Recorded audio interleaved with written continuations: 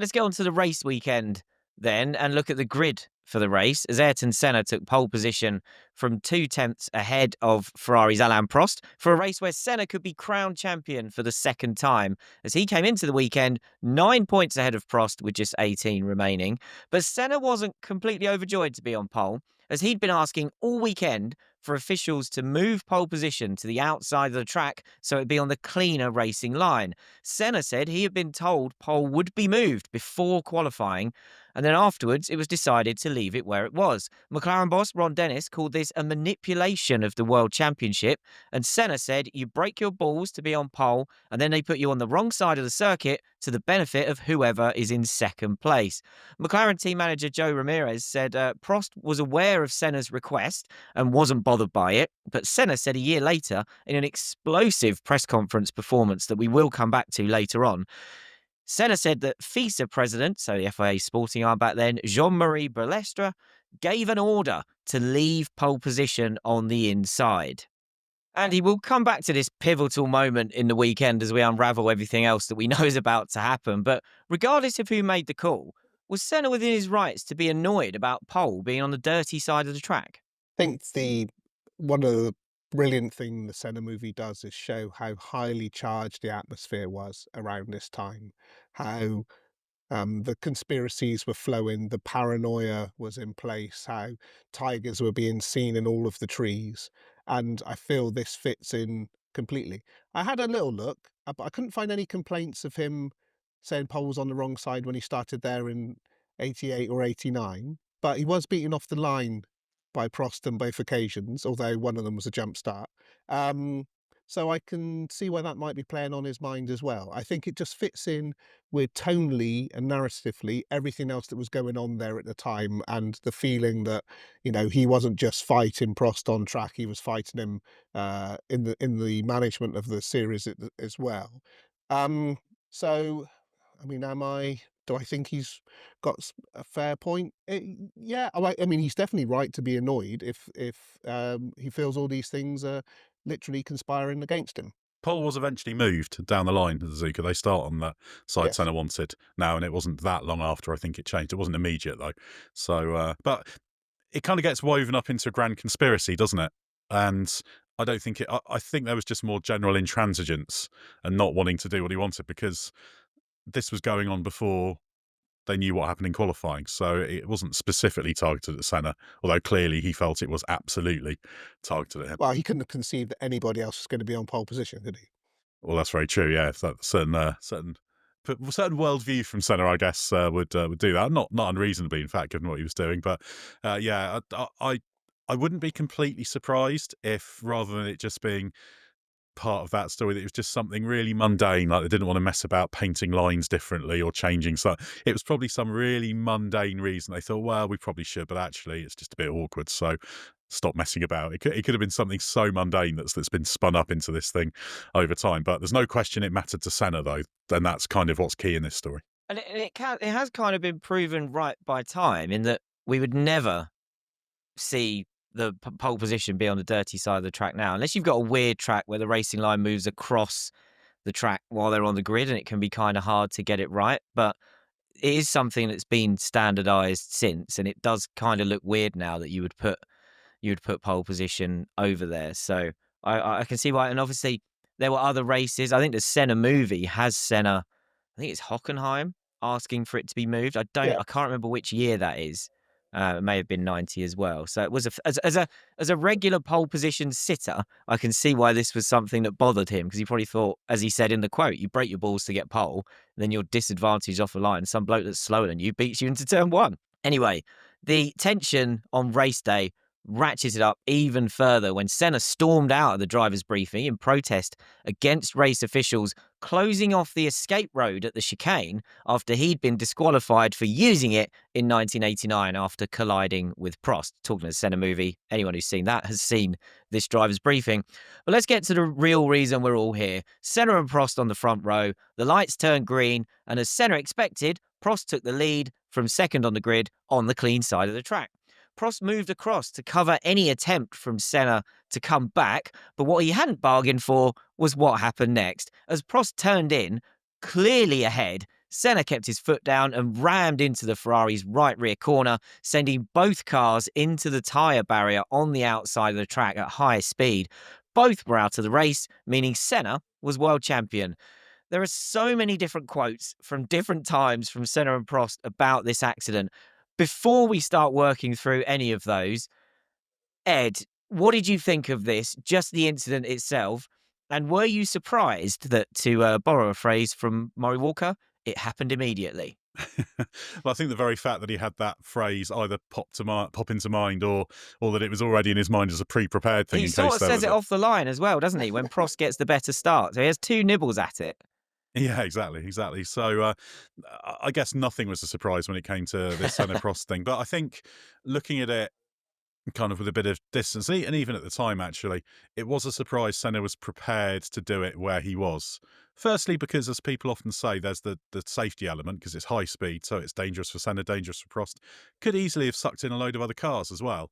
But also, just purely from a pragmatism point of view, it's not necessarily the highest probability place to do it, because there's every chance you'll trigger a red flag in this phase of it. So it wasn't super calculated. I think what Prost had done the year before was more calculated, because it was low speed. If you're going to deliberately have a collision, or invite a collision to happen, whatever phraseology you want to use, you kind of want to do it at a lower speed. But this was just sort of maximum Senna, wasn't it? Of entitled, and just like, right, this is going to happen. So a surprise that it was such a chaotic scenario in which it happened. But I guess Senna thought that might have been his one and only chance. So yeah, I'm a not sure degree of about that, surprise. Ed. There's no way he thought that Prost was going to run away. He was going to have another chance to do it. I think he just, it was there in front of him, so he took it. Yeah, but there's references to the fact that it might be difficult to get close again, etc. So I think you're right. It was in mind that this could happen. So it's hard to know how much premeditation there is in this sort of thing, isn't it? Certainly, he had in his mind he was happy for it to happen, but I think you've got to be it's difficult, isn't it? Because you kind of analyze it from the outside and you think, well, that's not necessarily the safest and most sensible way to do it. But obviously, Senna was driven by very different things. Everyone's driven by different things. And in his mind, there's the combination of the entitlement, the certainty that he was justified in doing that, which maybe just made him thought he was pretty much invulnerable in that situation. I mean, I think Prost suggested that he thought he was invulnerable in a racing car. Maybe that was part of it. But it's whatever it is, it's a fascinating glimpse of the psychology of Ayrton Senna, I would say. So perhaps all this stuff about whether it was the wise time to do it, or the percentage play, or safety, that's not the calculus that Senna's doing in his head, clearly. So you might well be right that it was just right. As soon as it can happen, if Prost gets away ahead, let's make it happen.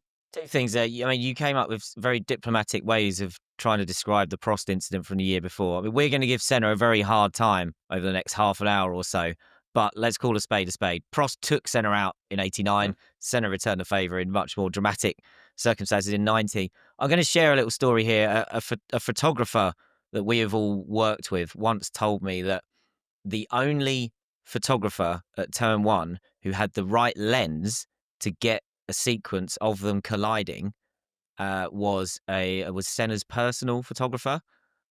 So all the other snappers kind of had longer lenses on to get the grid down from Turn 1, get them coming to Turn 1. The only guy who had the right lens to get them like into the gravel and colliding was Senna's. And that photographer never said anything, but there was a suspicion among the F1 photography pack at the time of like, why did that guy know which lens to have on? And there are some other things that we'll come to. So one of you mentioned, was it premeditated? I think we're about to explore how premeditated it might have been. But before we get to that, what did Senna say immediately afterwards? During the race, he was interviewed by none other than his own boss, Ron Dennis, for the F1 cameras. There's a bit of this in the F1 season review. I think the full version is on the F1 TV highlights of this race. Now, Ron Dennis and other McLaren insiders have spoken of Senna seeming awkward and conflicted when he got back to the pits after wiping Prost out. On camera here, Senna and Ron couldn't stop grinning. Nobody looks very conflicted during this interview. Senna said he wanted to claim the title by winning the race, as he had done at Suzuka in 1988, but unfortunately it went wrong in the first corner. He said he had nothing to lose, so he went for a gap on the inside, and Prost closed the door and we ended up touching. He said it was too bad because he thought the race would have been exciting. He referenced Prost crashing into him at Suzuka the year before at the chicane, saying last year I lost in a similar manner and this year it went wrong for him. And he said that when a title is on the line, you have to go for everything. And as happened in many other occasions in the past, there have been accidents in the first corner.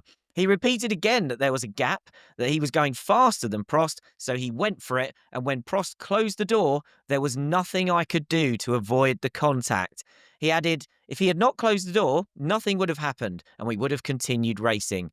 In later interviews that day, he blamed officials for not moving pole to the outside, saying the collision was what they wanted by refusing to change. And he said Prost took a chance when he couldn't afford to by turning into the corner when he knew I was going to come down the inside. Andy, that's the initial set of justification from Senna in the wake of the incident on the day. What do you make of that explanation? Well, I'm going to invoke another piece of famous commentary, but this time from Murray's old partner, James Hunt, when talking about Remy Arnoux. And all I can say to that is bullshit. I'm It's disappointed a that professional foul, right? You can reason it all he likes. It's one of the worst pieces of sportsmanship I've ever seen. And Ed talked about entitlement earlier, and it's completely entitled. It's petulant, it's petty, it's a horrendous, horrendous piece of driving. And the fact that he effectively got away with it, I think, is a bit of a stain on Formula One in general. To be honest with you, it's appalling, and no reason and rationale can justify what he did. Somebody could have been killed in that whole incident, and that just because he was annoyed that Pole was on the wrong side, or he was thought that the whole of the French setup was against him, does not justify his actions in any way, shape, or form. there's a sort of bit of grudging respect in my mind for how blatant he could be in saying basically black is white in defending it. It reminds me a little bit of after, I'm sure one day we'll do Hockenheim 2010 with the famous team orders for Massa letting Alonso by, and they had the press conference room at that stage at Hockenheim was in the media centre, it was in the front of the media centre, and Alonso throughout that whole press conference was just like denying completely, keeping it simple, just 100% on the party line. Massa couldn't do it so well, but Alonso did it so well, and Senna the same sort of thing. I mean, regardless of the ethics of the thing, there's sort of part of me that thinks, well, at least you've committed to it and you're willing to endlessly sit there and just say, I mean, this idea that if Prost doesn't turn into the corner, literally he goes off. What does he have to do? Just back out, go wide, and let 3 or 4 cars pass. There's just no way for him not to take the corner. It's so Let's not It's forget not they are not. alongside him. Yeah, they're not side by side, are they? They're not contesting the corner. Prost is ahead. exactly, and it's not like it's a huge braking zone or something. It's a kink. There isn't a gap. The gap he's aiming for is the side of Prost's car. Yeah, exactly. So, hence the whole "if you no longer go for a gap" is a That's nonsense. the single worst thing that's ever happened to motorsport. That is, it's justified every piece of shit driving that's followed. Let's move on to Prost then, who was understandably furious. He said what Senna did was disgusting, and he pointed out that they were not contesting the corner side by side. Prost was clearly ahead. He said Senna was the opposite of honest, and he called Senna out for hypocrisy over being so upset about what Prost did to him a year earlier at the chicane. Alain said, according to him, I was completely in the wrong last year, and he would never have done something like that. So I was wrong and he was not. He can't have it both ways. Prost said he was not prepared to fight against irresponsible people who are not afraid to die, and that if driving like this was what was required to win championships from now on, okay, let him win, no problem. Prost also said that he didn't think Senna would go this far, saying, whatever he may think about me, I can't understand how he was prepared to risk his own safety going into the first corner. I never expected him to do this. I thought he was a member of the human race, that he was hard to race, but always fair. Ed, was that maybe a bit naive from Prost? Should he have expected, or at least suspected, that Senna might do something this drastic? And maybe it's a case of kind of applying your own modes of thinking to somebody else, because obviously the '89 collision was very low speed, wasn't it? If you're going to do if you're going to have a collision, that's the place and the way to do it, because it's the one that's least likely to cause problems. In fact, it was such a sensible place to do it that it didn't actually cause a great deal of damage It anyway. didn't Didn't take properly, Senna did it? out. No. Exactly. Yeah, yeah. You've hit the wrong bit. That's perhaps what Martin Brundle was commentating. You might have said, but yeah. I mean, I think it's difficult, isn't it? Because I think Prost probably should have been aware that may have happened, and obviously Prost will know what happened past year. We can't, in the Prost Senna stuff, you can't paint Prost as completely innocent in everything, because what happened the previous year is part of this. But I don't really know what he could have done if he did expect it to happen. So I think even if it was in his mind, like I said, what could he do? Short of letting Senna pass, there wasn't much Yeah. he could do. So Well, I don't, he how could he have let him pass from there, as you said earlier? But like, just run it out onto the well, marbles. exactly. It would have been like he was being lapped, wouldn't it? Yeah. That's the only way he could have done it, and it would have probably cost him more than one place. So, yeah, it's interesting. I guess perhaps that was the point when Prost realised just how far Senna was willing to go with his kind of righteous fury about the whole thing. So, yeah, you could. I'm sure Prost probably knew something could happen. And I doubt it 100% surprised him, but clearly he was taken aback by the safety implications. It's like, wow, you're willing to have that collision at that speed. And it is no exaggeration to say that you could have had serious injuries or worse from that accident, because you don't know where the cars are going. It could easily have pitched a car into a roll. Could easily have pitched, I mean, not just Prost, Senna. Senna could easily have had a horrendous outcome. He was probably the car that was in the car that was in the position to have the worst accident on its own, and Prost was probably the one who was in the position to risk being collected if he was sort of turned around. But it's a chaotic thing. So I They could think easily Prost have just ridden. Senna could easily have ridden over the wheels then and been launched yeah, easily. exactly, And exactly. Suzuka's not exactly got a brilliant track record when it comes to that. In the past, some horrendous accidents there, not just involving drivers, but marshals and fans as well. I can see why that really did spook Prost. Yeah, yeah. So he probably just thought, "Wow, this is what you're prepared to do." Maybe that's a moment of realization, but it's yeah, it's.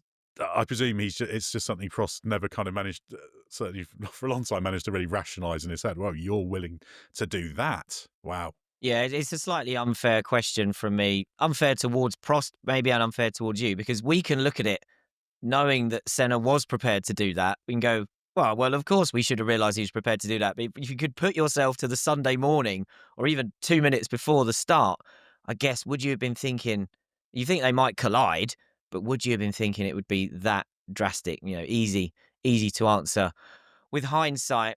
Now, Prost's view was, if this kind of thing is acceptable now, racing is dead. He also called for changes to be made to the F1 regulations so that drivers could be sanctioned for doing something this bad, adding, if there are no changes in the regulations, it is not possible for me to continue. I have seen a slightly toned down version of that same quote somewhere else where he said may not be possible for him to continue. But either way, he was casting some doubt over his own future in F1 if a tougher stance wasn't taken on driving standards. Speaking in the book Senna versus Prost by Malcolm Foley, in an interview he gave to the author in 2008, Prost said, "I almost stopped and retired that day." And he claimed that one of Senna's Honda engineers resigned over what Ayrton did. In that same interview, Prost added, "Senna did not think about other people. He just thought about me. He was prepared to be in a crash and maybe kill himself or hurt himself. He was not afraid to kill himself." And he would it have been an overreaction from Prost if he had walked away from F1 over this? No, I don't think so. I think there is a justification in that. If he was now in a position where because his main rival was going to be Senna for the foreseeable future, right? So they're locked into title battles, and whenever things get close or whenever Senna's upset, he's just literally going to ram into him. How can you race against that? If they're now the rules of engagement, admittedly potentially started by Prost, but escalated to an unreasonable degree, I think is fair to say, by Senna. Um, if you're not prepared to go toe to toe in that case, which means you're always going to have to back out, you're going to have to do, as Ed suggested, just move aside and let him through. Well, that's not racing, is it? So I can see how he may well have had that sort of dark night of the soul and um, gone through whether this was something a place he was prepared to go to in order to carry on. And I think he's absolutely right to call for the rules of engagement to be formalised to stop that sort of thing happening. As I said earlier on, There's not really any sanction for what Senna did here. None whatsoever. It's unbelievable. And yet here's the man who would tell you that the whole of the FIA was against him, or FISA was against him. Yeah, two sides to every story, aren't there? That's a good point. Prost maybe wished he did quit, because then he could have avoided the 91 Ferrari. Oh, well, that's my final point then. You've missed that. So if he'd known how bad the 643 was going to be, he probably would have quit. Maybe he could have got in that Williams sooner. Yeah. Now, we've mentioned the FIA supposedly being against Senna there. Obviously, at this point, it's headed up by Senna's nemesis, or the villain of the Senna story, Jean-Marie Balestre, who featured, let's not forget, very heavily around all the Suzuka 89 controversy. Now, he was not present in 1990, but he was interviewed on French TV, calling what Senna did a very, very dirty move. He called it a scandal that the World Championship should be decided on such a collision, and said it was an appalling end. He made a few references. He kept going back to the public being able to judge who was at fault, saying the whole world was witness and judge, and I leave everybody to be their own judge of who was to blame. And then he said there can be only one verdict. So he was then asked if Senna would face sanction for what he did, at which point he said, I am FISA president, not a judge. And he said that Senna's disqualification from the 1989 race was a decision taken by the stewards, and as I mentioned earlier, was based on Senna cutting the chicane, which is obviously a specific rule that he was deemed to have broken. But Balestre said this time there were no elements to allow for Senna's disqualification. He felt that Senna deserved the title over the course of the season, but he said, I regret that he did not win it in style. Ed, Andy's already got a bit angry about the fact that no action was taken here. Should the governing body have found a way to punish him for this? Yeah, it's an interesting question, because there's a couple of factors. One is just the general tendency. It was normally the most extreme incidents that got any kind of punishment. So in that regard, this is probably extreme enough to warrant consideration. You think, yeah. Obviously, when you're talking about finding ways to punish, there's kind of two things as well, because you can take actions against someone, you can give them a ban, you can do whatever, but it might be one of those scenarios where there's not actually anything that can do to change a championship situation. That's kind of been lost, hasn't it? Because you can't exclude a driver from the race because they were in a gravel trap with a pile of bits. So there was nothing to change in that regard. But it's a really interesting question, because they tended to have very light touch approaches. But I think it tells you how out of the ordinary basically deliberately causing this kind of shunt is, because it was almost self-policing before because of the high risk involved in it. You know, you could do that today and there'd be an element of risk, but you'd be pretty unlucky for things to go really badly wrong because the cars are so safe. That's not the case then. So I think it's almost they're not equipped to deal with this kind of thing, because they just expect people to be sensible, because literally their lives are on the line. So I wonder if at the very least something could have been done to put a line in the sand, kind of a bit like they did with Jerez 97. Because Jerez 97 wasn't about punishing Schumacher. Really, it was about creating a precedent, wasn't it? So if you got the next year, let's say the same accident happens, but the driver who causes it wins the championship, you've got to say, right, you lose your points. You've lost a championship. That's a big part of what Jerez 97 was about. But that was easier to do because you were throwing out the guy who it had failed. He'd come off work. You know, Schumacher was runner-up in the championship, so you can throw him out. It's one of those big questions we always get, isn't it? Would they have thrown him out if he'd been the champion? Would you be willing to change the champion over something like this, which, as you're outlining here, clearly they weren't willing to do in 90?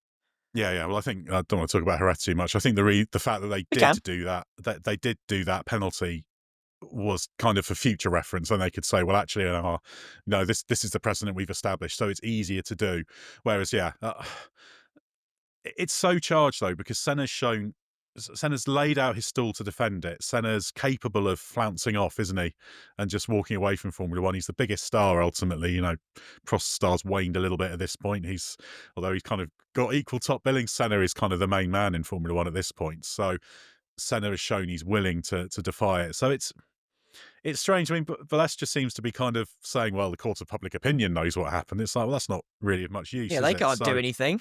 Yeah. I mean, there's lots of stuff with Prost talking about at length about what it means for racing. And it is a concern, because if that becomes part of your armoury, then it does mean racing doesn't work very well, and we've had this problem flare up a lot over the years as well. And it's actually I'd say that this is the this is the point where this problem's starting to grow, one that's grown into a huge one these days. That drivers are willing to do this. So I think it would have been good if they'd found something. I don't think there's any legitimate way to have reopened the championship or anything, or change that. So you would say that in terms of whether justice would be served by that, not sure, but I'd have liked them to have found a line in the sand way to do it that would have just sort of say, look, if this happens again, yeah, that can't happen. But it's clear ultimately only drivers were going to do that in the most extreme circumstances, and only the most extreme drivers. Senna might, in fact, I'd say Senna probably was the only one willing to do that. So it's a unique set of circumstances, and maybe they should have flicked through the general regulations and found a way to do it. And I think perhaps the later regime would have found a way to use a catch-all regulation, because there's stuff there even then about general driving standards, etc. And you can always pull something out to do something. So they should have looked a bit harder if they wanted to really take action. There's no way a Max Mosley run FIA allows this to go unpunished. Yeah. No way. And Mosley was brilliant at A, finding those little general things, and B, putting them in deliberately into the regulations in order to do what you want, if you like. So I'm sure that'd have been a way. Yeah, Max's thing was always the more vague I can make the rules, the more ways I can use them to my benefit. So yeah, there'd have been some vague rule about driver conduct or something. He'd have found a way to do something about this. Now, like Prost, Ferrari owner Fiat also threatened to quit F1 if changes were not made, as it said it did not want to be part of a world without rules. Senna laughed that off, criticising Prost for pushing Fiat and Ferrari into making amazing statements. Senna said he would welcome any rule changes, and he had nothing negative to say about FISA announcing a special inquiry into what it felt was a general increase in collisions in F1, which was harming the image of the championship. Senna felt the timing of that was coincidental, and that it was a result of F1 having a greater intensity of competition in 1990 than it had had in 88 and 89, when McLaren were more dominant. He said it was about a lot of drivers in a lot of races, and it is not directed at me. It just happened that this was announced shortly after Japan. Andy, do you think it was coincidental? Was contact between cars becoming more of a problem by 1990 in general? No, it's directed at him. It's directed at him and Prost. Um, the, I watched the whole of the race. There's not a collision between two other cars anywhere else in the race.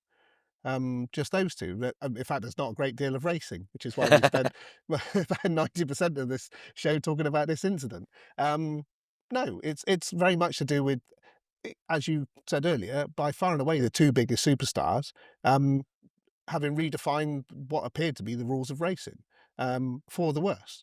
And as we've already discussed, there seemed to be a need to have to legislate against this, because they were seemingly unable to sort out among themselves. But I certainly don't perceive there having been a particular increase in on-track collisions between drivers over that sort of late 80s, early 90s period.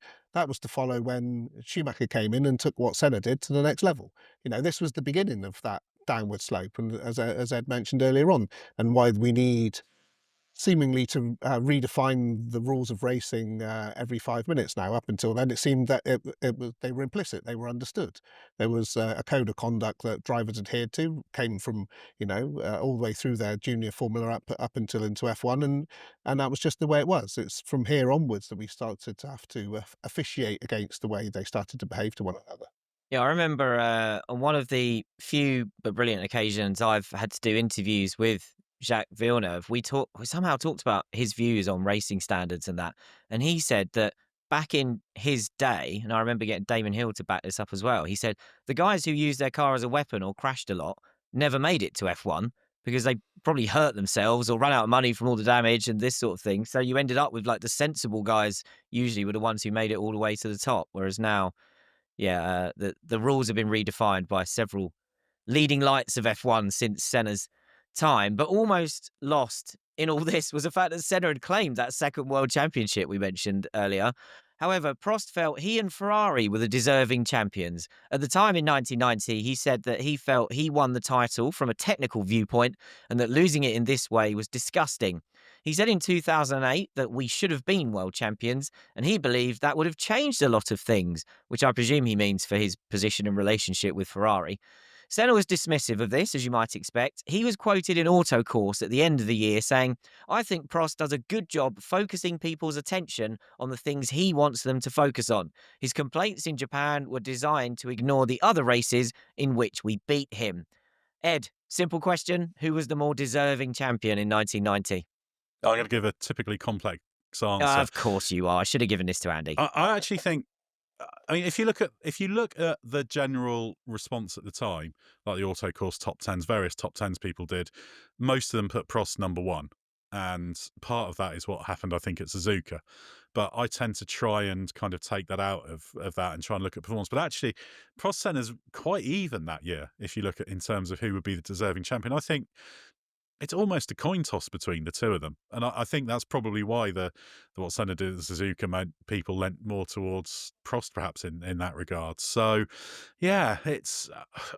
I think it's one of you have some years where genuinely both drivers are kind of worthy enough champions, and even if we might think one was marginally, and the other, I think 2021 is another case of that, which I know is a risky year to mention. But you had Hamilton and Verstappen. It wouldn't have been wrong for either driver to win that championship ultimately, because they both were operating at a very, very high level, regardless of how it ended. And I think 1990 similar. So I've kind of hedged a little bit there. There's a little bit of a part of me that just really likes the idea of Prost winning it, going to Ferrari. He drove some great races in 1990.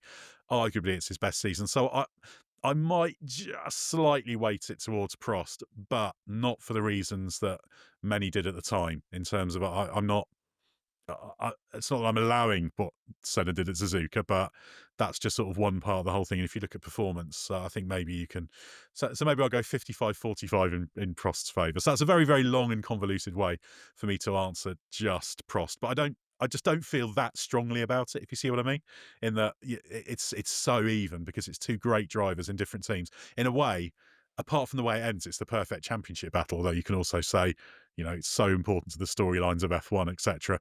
Was it a bad thing Suzuka 90 happened, especially as no one was injured? Well, probably not, because there's all this stuff with Roebuck talking about how shameful it was, etc. But it's a talking point decades on, and it'll continue to be a talking point forever. So sometimes things that ostensibly are bad in F1 are actually very, very good for it, and I think Suzuka 90 is one of them. So yeah, I've digressed massively. So I've gone with a gentle, fractionally more deserving Prost, but I don't have a problem with the fact that Senna won the championship, and actually I don't think he necessarily needed this to happen to have won it.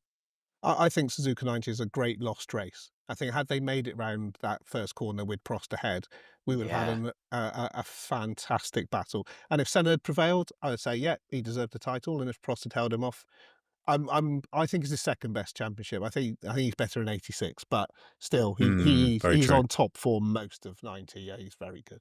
Yeah, and I think we all love a season where you have that head-to-head between two drivers in two different teams as well. I mean, you mentioned 2021. We've combined Suzuka 90 Senna Prost with a mention of Hamilton Verstappen 2021. So the online F1 universe might explode at the release of this podcast. So let's give ourselves a breather. Let's come back then before we finish to the big story of Suzuka 90. We'll save Senna's interview / argument, call it what you like, with Jackie Stewart for whenever we do Australia 1990, because that's where that took place. But we're going to skip forward a year to Suzuka 91, where Senna wrapped up his third championship, again in Japan. He had a little nibble at this in the TV part of that post-race press conference, which you can find on YouTube. But then he really let loose in the main press conference. I'm going to read it word for word as it is presented in the Senna versus Prost book by Malcolm Foley. So here goes. Senna said, "Before you ask me, 1989 was a disgraceful year here. I still today struggle to cope with that when I think about it. You all know what took place. I won the race and I was robbed of it. And that was not justice. What took place over that winter was really shit. Then 1990 was, to prove a point, to show everyone that what you do here, you pay. When we came to Suzuka, I was in the lead of the championship.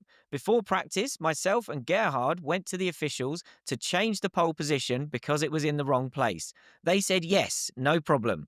I got pole, and then what happened? Balestra gave an order to the officials And the officials said, oh, no, no, no, we don't change the pole position.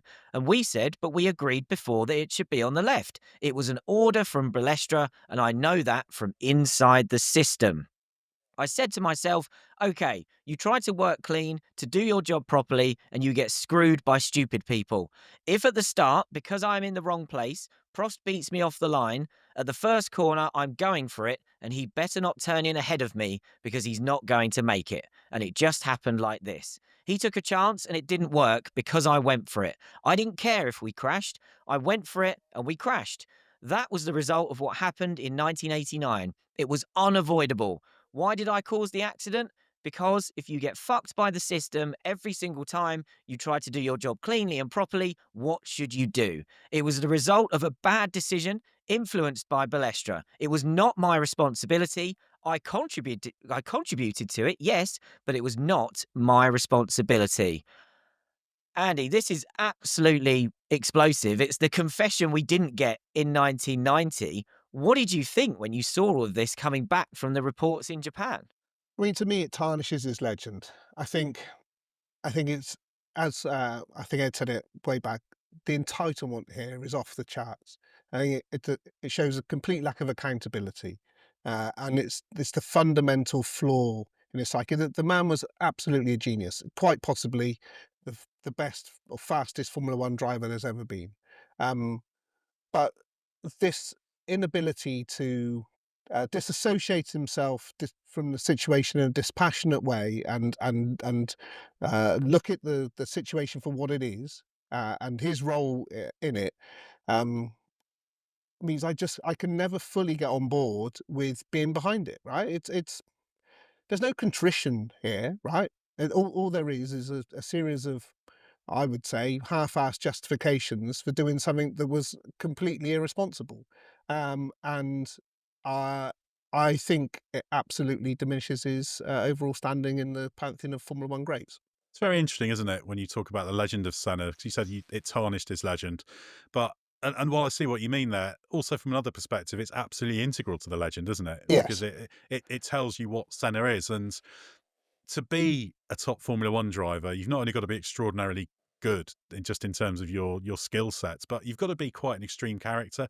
You've got to be ruthless. So you get these people who are just sort of on the edges of the bell curve in terms of their mindset and their mentality. And the majority of the champions are extremes in some way, shape, or form, and Senna's one of them. So yes, on the one hand, the fact he was willing to do this, and the fact that he felt so confident that it was correct, and also just told the world, clearly thinking they'd all 100% agree with him and think it was all right for him to say it was not my responsibility, is fascinating. And it probably tells you about how he rationalized it a little bit, because it's no longer him in the car deciding to cause a very dangerous crash. It's, yes, he's decided to do it, but he had to do it, didn't he? Of course I had to do that. Everybody made me. It's like, well, not really, is it? But it's part of the legacy of the extremes with Senna, isn't it? And I guess that's a legend, isn't it? That, the people who completely 100% buy into the deification of Senna, and that is what happens in some parts, oh, absolutely, will think, yeah, he's quite right, 100% completely, because it almost gets cultish in some things. And if people want to buy into that, that's fine. That's part of what sort of fandom is. But it also does, if you're sort of stepping back from it, you're saying, well, that's a pretty dangerous mindset to get yourself into. I don't want to extrapolate from that to whatever else happened, but it tells you a lot about the mentality of this driver. But you don't get Senna the driver without this downside. I don't think it's like with all of us. Nobody is 100% right, 100% good, are they? We're all a mixed bag, a complex psychology. So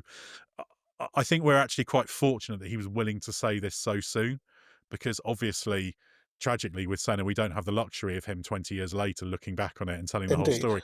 But because he felt so entitled, because he felt so right, because he was, of course, justified, he was willing just to stand there and just say, or sit there rather, and say, no, well, this happened, this happened, this happened. They all made me do it, and that's why it happened, and it's not really my responsibility, even though I'll take a tiny bit of blame. It's extraordinary, really. Really extraordinary. The the thing that amazes me, I think, is that he's still so wound up about it a year later. Prost is really a Prost hasn't quite been fired at the point he gives these quotes, but Prost is kind of a non-entity in Senna's world by this point. I had a little spat at Hockenheim in '91, and it is the fact that even in a moment of joy and celebration, he's just become a 3-time world champion. He doesn't sit down and go, you know what? I did this. These are the reasons. Let's move on from it. Instead, it's like, no, I want to go and I want to moan about this again a year later from a position of strength because I've just won another championship. And here's why all these people are wrong. And I'm even more right than I said I was a year earlier. It's very human as well, isn't it? In a way, you can understand it. Well, These it is are if you're dealing with a 6-year-old. Yeah, it's not if you're dealing with an adult. well, F1 drivers as a breed, I would say they are not necessarily the most standard set of people in terms of their psychology and their outlooks. I'm Let's not put going it to that way. argue with that. It's a really strange environment to operate in, doubly so when you're at the absolute top and you're somebody like. So I'm not trying to sort of justify it. For me, it's not really about justify or condemn. It's just trying to understand it. That's where the fascination lies for me. And that's why I just find it so interesting that he would say this, because I'm convinced when he was saying that, he thought nobody listening would have any problem with it. He thought, well, yeah, all I'm sitting here and I'm saying up is up and down is down. Of course, everyone's going to agree with me. I was completely right. And that tells you so much about what made Senna great, what made Senna not so great, what made his legend, what tarnished his legend. So in those few paragraphs, you learn so much about Ayrton Senna. And yeah, it's great that he couldn't let it go and that he was still going on about it, because then we really do actually understand what he was thinking, what he was doing, in a way that we probably, for most normal drivers, wouldn't learn until decades later. And that is the most fascinating bit about Senna, though, is the way that he opens up in this way. And we ran that interview, 40-odd minute interview on the on the YouTube channel, where he gives such brilliantly revealing answers. I don't know whether that's just a product of the time that he was in, where there was just less media, so people were given more interest in detailed answers. If you watch talk shows of those eras, you'll get much more revealing answers from celebrities rather than pre-rehearsed, semi-made up stories, Skits, yeah. skits that are there to elicit a laugh rather than give you any insight into their character. There's no one like that now. There's no one that has half the amount. I was going to say self-awareness, but there's no awareness. But that sort of, as you said, Ed, just the full-on belief that whatever he says is right. And things are the poorer for that, right? We don't get that level of interest in discourse now. Yeah, and can you imagine if this incident happened today, if Suzuka 90 happened today in the social media world? I mean, it would have been apocalyptic, wouldn't it? The stuff we've just said here, you'd have all the Senna fans condemning you for saying it tarnished his legend. I'd have everybody hating me I for could have death threats. yeah, exactly. Well, and that does happen. And Yeah. anybody, I've had that sort of thing. I'm not particularly worried about, but that's what happens in the social media. But it would have just exploded, wouldn't it? It absolutely exploded, and everybody would be attacking everyone. And I don't think social media could have handled this. no. It might And actually, legitimately break the internet. yeah. And actually, if you look at it, this is the closest to a social media storm there is, sort of before social media in F1, because it's talked about a lot over a very long period of time. So it's a huge deal. And as I alluded to earlier, it's a huge part of the legend of Formula One, I would say, as well. This is a point where Formula One's growing and growing and growing. And we can't pretend that the world works in a way that everyone wants everything clear cut and perfect. They want these sorts of stories of villainy or heroism, depending on what your perspective is. So It's good for us. It's good for this podcast. It's good for this podcast. It's good for Formula One. That doesn't mean you want those sorts of dangerous accidents to happen or whatever, but you cannot say it as some said at the time, the sort of the roebuck perspective, which I understand because it's rooted in an old school what's right, etc. But this is a huge story, and it's a huge story that people are still responding to today. We'll get lots of responses, etc., to this, and probably get some quite impassioned responses as well, and that's great in a way. So I think it's, strange as it might be to say, it's good this happened, but just thankfully the accident didn't go as it could have done, because it would be a very, very different storyline if the worst had happened in that accident, which it very, very well could have done. And that's just the bit in this whole thing that just makes me a little bit uncomfortable, that it was, you could say what happened in '89 was more surgical from Prost's perspective, but 1990 from Senna's perspective was, to say bulldozer would be generous. It was a napalm strike, wasn't it? Exactly, with all of the precision and potential bystanding destruction that entails. So yeah, I mean, uh, what a story, what a story, and the fact that it's still so important today tells you a lot. Yeah, I do try and be self-aware of this sort of thing. It's very easy for us to look back on a controversy from a long time ago, criticize some of the protagonists involved, but ultimately, I think you mentioned it earlier as well, Ed. We are grateful that these things have happened and that people still want to hear about them and talk about them, and that we've got so much interesting material. If Ayrton Senna had been the kind of character to shut down when he thought he was guilty of something, we'd be sort of scratching at the surface of what he said and relying purely on people around him and Prost's view. Instead, the person who's spoken about Suzuka 90 the most in the year or two that followed was Ayrton Senna, which is very handy. You don't get that very often. So it'd be hypocritical of us to be to act too righteous about it. But yeah, we are able to do that because the consequences weren't as bad as they could have been.